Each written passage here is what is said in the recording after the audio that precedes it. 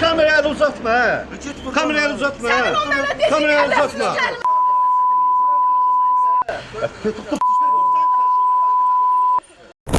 Milli İnternet Televiziyasının redaksiyasına daxil olan çoxsaylı vətəndaş müraciətlərində bildirilirdi ki, Binəqədi rayonunun 3-cü Mədən adlanan ərazisində tikinti materiallarının satışı ilə məşğul olduğu deyilən Vüqar adlı şəxs piyada yolunu tikinti materialları ilə zəbt edərək ərazidə sakinlər üçün bir çox problem yaradıb. Sakinlərin sözlərinə görə bu səbəbdən onlar avtomobil yolu ilə hərəkət etməyə məcbur qalır, ərazi isə tikinti tullantıları və materialları ilə çirkləndirilir. Qeyd edək ki, müraciətləri araşdırmaq üçün hadisə yerinə yollanan çəkiliş qrupumuz deyilən mənzərənin tam şahidi oldu. Lakin çəkiliş zamanı özünü həmin ərazinin sahibi kimi aparan Vüqar adlı şəxs jurnalistlərin peşə fəaliyyətinə mane olmaqla hədə-qorxu gələrək, əməkdaşlarımıza təzyiq göstərərək texniki avadanlığımıza və Milli TV-nin jurnalistinə xəsarət yetirdi. Bildirmək istəyirik ki, baş vermiş hadisə ilə bağlı bizim şikayət əsasında